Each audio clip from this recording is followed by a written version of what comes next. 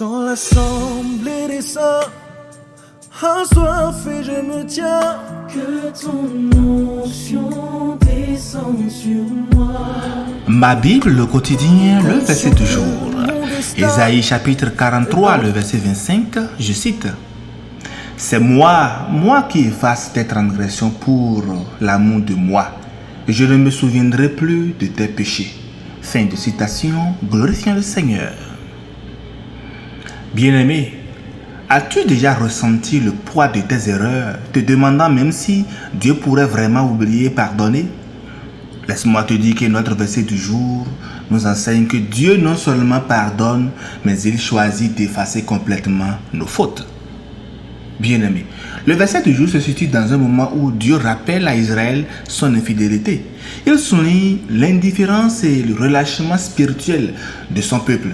Israël ne prie plus, ne l'adore plus véritablement et ne lui offre plus le sacrifice avec sincérité. Pire encore, au lieu d'apporter à Dieu des offrandes de reconnaissance, Israël l'a fatigué avec ses péchés. Mais malgré ces accusations, ma foi, légitimes, Dieu nous dit dans le verset du jour que c'est lui qui efface les transgressions et il ne se souvient plus des péchés de son peuple. Dieu seul a le pouvoir de pardonner et d'effacer complètement nos fautes. Le pardon divin n'est pas basé sur nos mérites, mais sur sa nature d'amour et de grâce. Et il le dit bien dans Michée 7, le verset 18. Le verset finit en disant « Je ne me souviendrai plus de tes péchés ». Ce n'est pas que Dieu oublie comme un humain oublie quelque chose par accident, mais Dieu choisit de ne plus tenir compte de nos péchés. Bien-aimés, l'un des aspects les plus fantastiques de la nature de Dieu, c'est que lorsqu'il pardonne, il le fait de manière incroyablement complète et libérateur.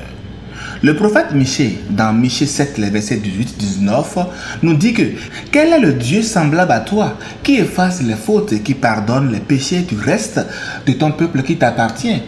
Toi, tu ne gardes pas ta colère à jamais, mais tu prends ton plaisir à faire grâce.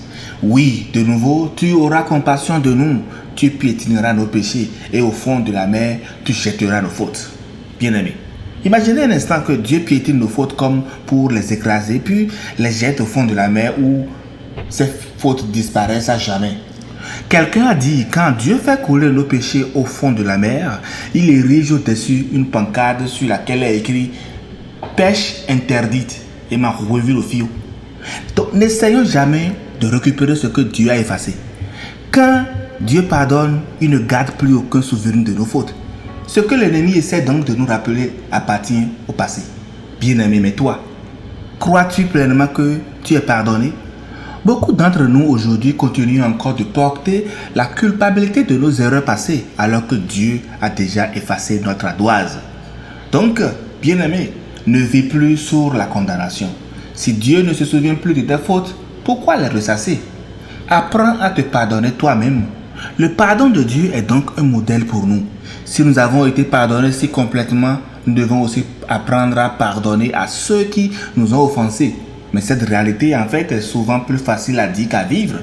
Chaque jour, dans nos prières, dans le Notre Père, dans la prière que Jésus nous a enseignée, nous disons « Pardonne nos péchés, nos offenses, comme nous aussi nous avons pardonné à ceux qui nous ont offensés, n'est-ce pas ?» Dans Matthieu 6, le verset 12. Ces paroles sont puissantes et lourdes de sens. Nous demandons à Dieu de nous pardonner de la même manière que nous pardonnons aux autres. Autrement dit, si nous refusons de pardonner, nous mettons en péril notre propre pardon. Mais est-ce que réellement nous pardonnons? Nous prononçons ces paroles souvent machinalement. Mais avons-nous réellement cette disposition de cœur? Lorsque quelqu'un nous blesse profondément, lorsqu'un proche nous trahit, lorsqu'une injustice nous atteint, notre première réaction est bien souvent de garder rancune, d'entretenir l'amertume ou de nourrir le désir de justice et de vengeance. Pourtant, Jésus est clair. Si vous pardonnez aux autres leurs offenses, votre Père Céleste vous pardonnera aussi. Mais si vous ne pardonnez pas aux autres, votre Père ne vous pardonnera pas non plus vos offenses. Matthieu 6, les versets 14-15. Le pardon est donc un commandement, mais pas une option. Nous sommes appelés à pardonner, non pas parce que l'autre mérite notre pardon, mais parce que nous-mêmes, nous avons été pardonnés par Dieu. Bien-aimé, il est vrai, nous ne sommes pas Dieu. Nous ne possédons pas sa capacité divine d'oublier complètement et parfois même après avoir été pardonné, la douleur reste présente. Mais pardonner, ce n'est pas oublier, c'est choisir de ne plus tenir rigueur. Alors, bien-aimé, as-tu quelqu'un à qui tu dois pardonner aujourd'hui? Peut-être que cette personne ne s'est même pas excusée. Peut-être qu'elle ne réalise jamais combien elle t'a blessé. Mais ton pardon ne dépend pas de cette personne. C'est une décision entre toi et Dieu. Alors aujourd'hui, cher ami, prends courage et choisis de pardonner. Dieu te donnera la force nécessaire pour avancer. Retiens tout simplement ceci au travers du verset. Tu es pardonné pour pardonner à ton tour. Sois en paix. Dieu t'a totalement pardonné. Bonne méditation. Alléluia chez vous.